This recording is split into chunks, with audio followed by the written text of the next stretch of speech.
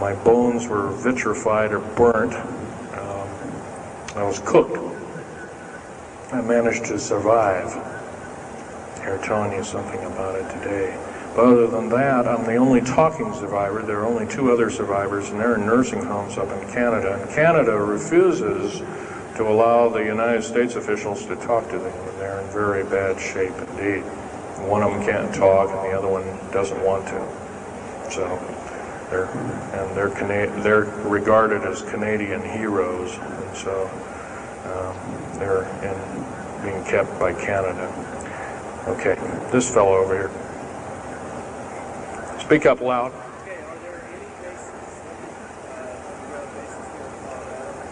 Actually, yes, there's several. In fact, as I was coming to this talk, I was supposed to be here by plane, but there was a subsequent foul-up. Anyway, I drove all the way and did it in one day. But as I was coming over up near Cheyenne, there I noticed the military, Air Force and the Army are building a so-called new, in quote, boot camp, prison camp, right up in Cheyenne, brand new. And I was here 3 months ago, that wasn't there. So it's something brand new. In Colorado, yes, there's about 4 underground bases, one being at Denver International Air Base. I call it Air Base, Spaceport, or whatever you want to call it. Denver International Airport. No wonder your luggage gets lost. There are 8 levels underneath the airport, tarmac there, end quote, tarmac or cement mac. And so those bags could be there for a damn long time. Why, just imagine if this was instantly turned to agate 30 or more million years ago, those bags could very well be the same way. So yeah, there's a number of them, and I wish I had a map with me. In fact, in subsequent talks, I'll have a map, which will be put on the overhead. In fact, my next talk, I plan to have just that. I had planned to bring a map here and had all the latitudes and longitudes of all the bases, and I can't do that. That would be a nice jail sentence for me, so I didn't bring it. So, but other than that, I'll have that all researched for you. Yes, this woman.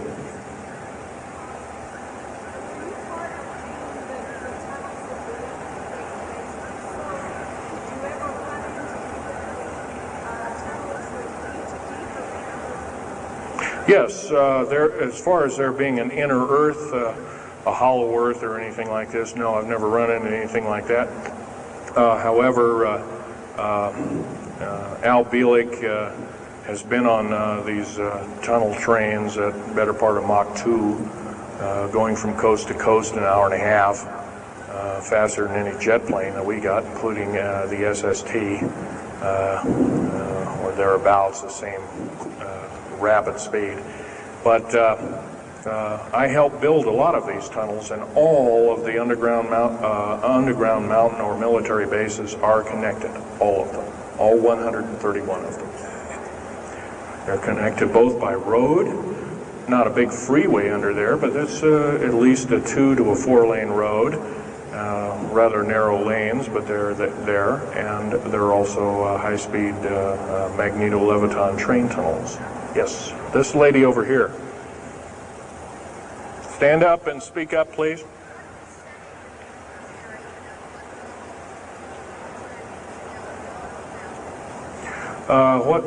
What levels of military personnel know about this?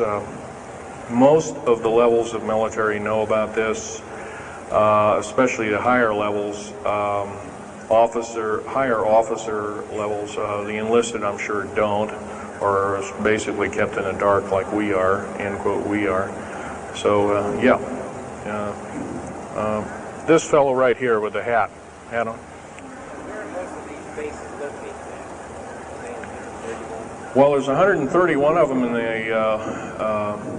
the United States, 127 of them in the lower 48.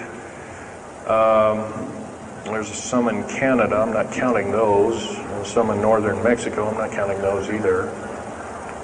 They average about 4¼ cubic miles hollowed out underground, an average depth of 5,700 feet underground. Average cost $17 to $31 billion each. They employ anywhere from 1,800 to 10,000 people.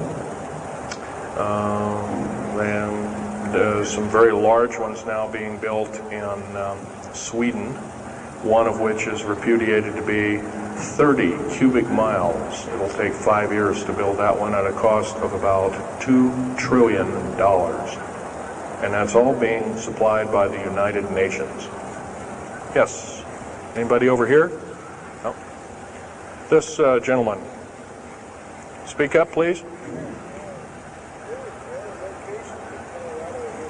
Okay, you want to know exact locations of all these? Well, for where all of your Army, Marine Corps, Navy, and Air Force bases are, they're with all this present, not the ones closed down. And by the way, the closed down bases are now being used for gasoline storage and equipment storage and these kind of things. So they're not really closed down yet. Boot camps, end quote, boot camps and all this kind of stuff. So-called prisoner camps and these kind of things. Right now our police, for instance, are being trained by the Air Force and the Army intelligence in martial law research, as they call it. How dare they call that by that name. So where these are, where every one of these strategic bases are now. In Colorado, in around Denver, there's 3 of them, and they're fairly small. Some of these bases are only maybe 2,000 to 3,000 feet in depth. Some of them were built a long time ago, back 35, 40 years ago, and they're only maybe 500 feet, and they're mostly for equipment storage. Denver, and then there's Fort Collins. There's also Colorado Springs area has a number of them. By the way, Colorado Springs is kind of a famous area. Nikola Tesla's laboratories were in Colorado Springs, and need I say more? I'll leave that up to Al Bielek. As far as Nellis Air Force Base, there's 9 underground mountain bases in Nellis Air Force Base. That's in Nevada. It's north of Las Vegas. There's going to be a UFO show and conference in Mesquite here later on this month, and that's up very close to, end quote, Area 51. That whole area, by the way, the state of Nevada is 81% end quote, managed or owned by the federal government. Land is either restricted or run by the federal government. That's why there's groups rising as we speak, dealing with the problem very vociferously, and senators are now getting involved. So evidently waking up is occurring. Yes, this gentleman over here. Speak up, please.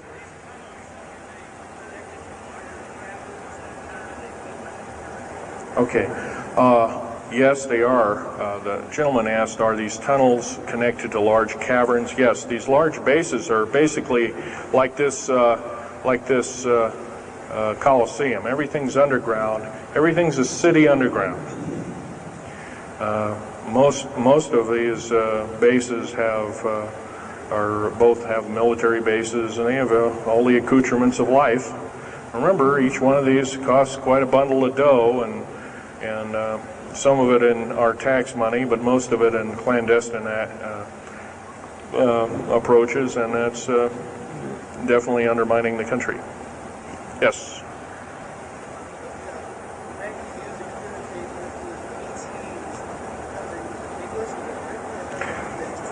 Well, some of them have a difficulty in understanding our language. It's too slow to them. If you've heard whale songs or bird chirpings at high speed, it's about what these aliens sound like audibly to us, so it's a bunch of gibberish. Yes, they've slowly actually broken down. There's 11 prototypes or 11 civilizations of aliens visiting this planet all the time. all of which are known by the U.S. military, 9 of which are not very good indeed. They're pretty bad news. 2 of which are benevolent, but the benevolent ones have supposedly left. They have their own little war of sorts, especially the Pleiadian groups and whatnot like that, of which Val Thor was repudiated to be a Venusian, but other people will alert he looks more like a Pleiadian. He looks normal human, except he's got 6 fingers and toes. He's got one oversized lung. He's got 2 hearts. He's got all kinds of weird stuff. Bones are bigger. Yep.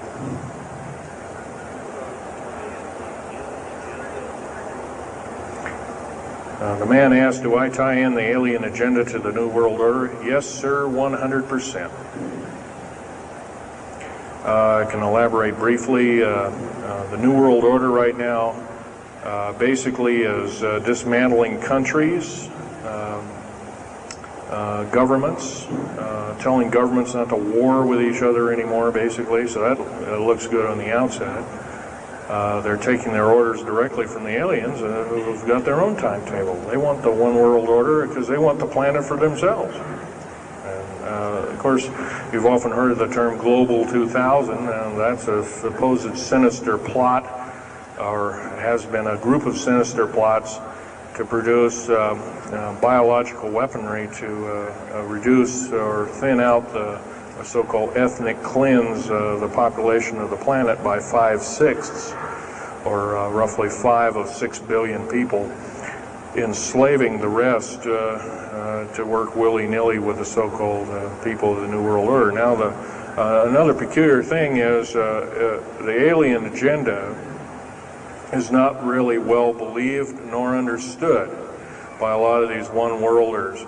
They don't believe it. They think they've been singled out for their own end of glory, and what they don't know is they're just another human being, and according to the negative or bad aliens, they're just another, we're considered bags of food to them.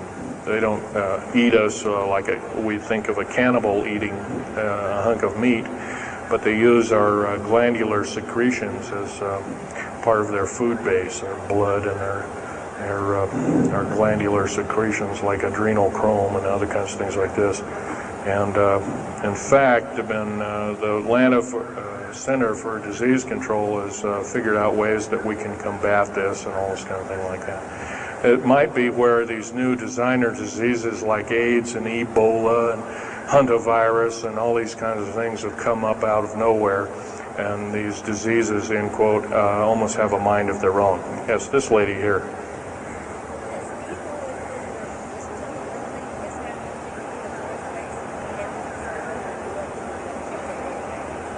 Okay, lady asked, is the tunnel building having an effect with earthquakes? Yes, it could very easily be, although got to remember a lot of these underground bases are constantly being repaired, and so a lot of people have to be hired. As far as the U.S. government, second part of her question was, is the U.S. government modifying our weather? Yes, that's an affirmative. And we have, the U.S. government's been working with the Russians for at least since 1972 and maybe as early as 1966 on weather modification. And it's a well-known fact, and it's well employed. And by the way, they can literally weather modify a hurricane or a tornado out of existence. And the reason they don't do it is pretty obvious. Yeah, right. Or they could actually send a plane inside of a hurricane, for instance, that would blow off an atmospheric bomb or a shockwave bomb in the eye of the thing. It would completely dissipate. Well, they don't do this, of course, and there's probably other reasons for that. See which way it goes, or what kind of havoc, and how we can study the havoc, and we go from there. This fellow way in the back in the black. How do we learn more about our general topic? Well, there's this particular fellow, his name is Richard Souter, PhD. He wrote a book recently, Underground, there, and being kept by Canada. Okay. this fellow over here. Speak up loud. Okay, are there any bases, bases here in Colorado? Actually, yes, there's several. In fact, as I was coming to this, my bones were vitrified or burnt. I was cooked. I managed to survive. Here, telling you something about it today. But other than that, I'm the only talking survivor. There are only 2 other survivors, and they're in nursing homes up in Canada. I was supposed to be here by plane, but there was a subsequent foul-up. Anyway, I drove all the way and did it in one day. But as I was coming over up near Cheyenne, there I noticed the military, Air Force and the Army are building a so-called new, in quote, boot camp, prison camp, right up in Cheyenne, brand new. And I was here 3 months ago, that wasn't there. Canada refuses to allow the United States officials to talk to them. They're in very bad shape indeed. One of them can't talk and the other one doesn't want to. So they're regarded as Canadian heroes, and so